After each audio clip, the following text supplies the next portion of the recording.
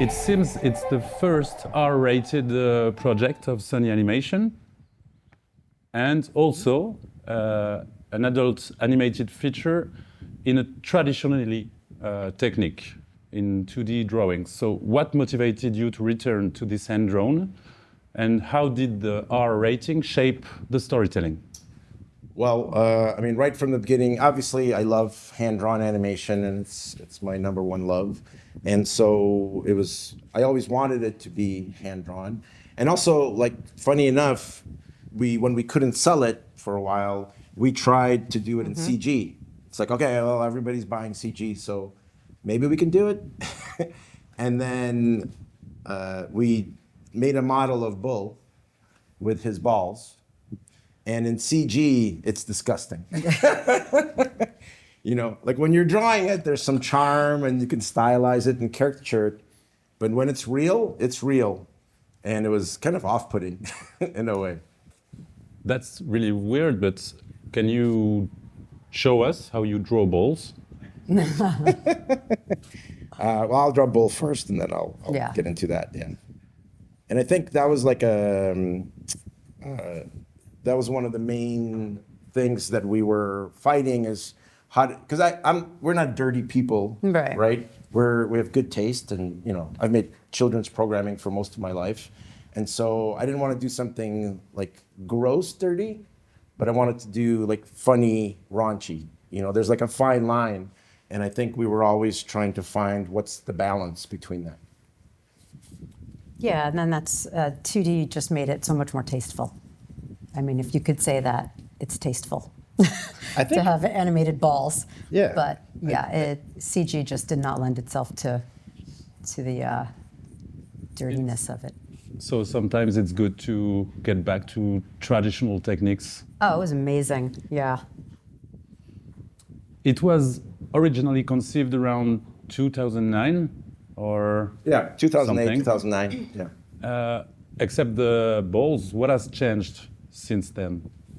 The narrative, I'm trying to think. I mean, the story was that one sentence always, you know, the dog wakes up in the morning and he finds out he's going to get neutered, right? That was the story always. It was the one time in my career that I had something so simple and so gettable that when I pitched it, everybody laughed right away. You know? And I think the one thing that might have changed is the honey story. Right. There was a big, more love component, a love story. That's exactly right. Yeah. That was brought into the movie. And I think it really helped it and made it more, give it more depth and more heart. Yeah, it made it more sweet. Yeah. You deliberately steered Fixed away from pop culture gags in favor of character-driven humor. How did you strike the balance between edgy adult laughs and the emotional journey of the dog and his friends? I mean, I think it's just a balance that you're finding out through making it, you know, because like in television, you come up with a show and then you do one episode and the characters grow. You do another episode and the characters grow. So you have this slow journey that you get to know the characters. In a movie, you have 1 hour and a half to establish the characters, make sure the audience loves them, tell the story, jokes, all that stuff. And so it was kind of organically, like we had one pass and then we get our real actors and they're like, oh, they're doing something funny and stuff. And so we adjusted for them and it starts to build, you know. And like one thing that people I don't think really understand, especially now after COVID and everything, we recorded each actor separately. Mm-hmm. You know, so even though they're talking to each other, it was all done separately. Not one time where there are two people in a room talking to each other. And it works perfectly. Yeah. And so that's the... Yeah. And I think what also works really well is that the way they're talking is really just like buddies. There's no... we just don't do the pop culture references. They're just talking the way you would talk to your friend. Yeah. And the movie is based on my relationship with my friends. Because we find each other really funny, like any friend group, you know, like you make each other laugh so much that one day I had the spark, like, oh, what if I can take our dynamics and, you know, exaggerate them and try to make it so that everyone finds them funny, you know? And so like Rocco is based on my friend Mike, who's kind of tough and he's got a chip on his shoulder, you know, and so we push Rocco to that next level, and so that's how it started, and then that was kind of the goals, to make these characters that everybody loves. Yeah. So it's based on friends' observations, but not personal experience. No.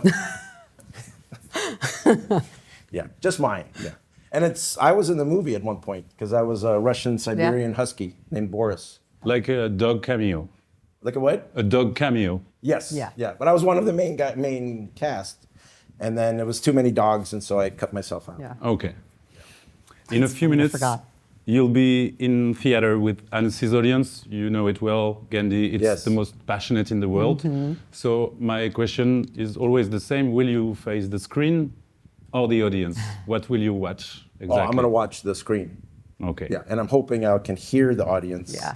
You know, and that's the thing about movies, is you feel it. Yeah. You know, we feel it when it's good, and you feel it when it's Yeah. bad. And so Yeah. we've experienced I was going to that. say, yeah. we'll feel it. That's always the way we, kind of temper Well, the audience. ballless or not, we are really excited to have this experience with you in a few moments in Annecy. So thank you very much for this little conversation, and have a beautiful moment Thank you. with the audience. Thank you. We're excited for it. Yay. Can't wait.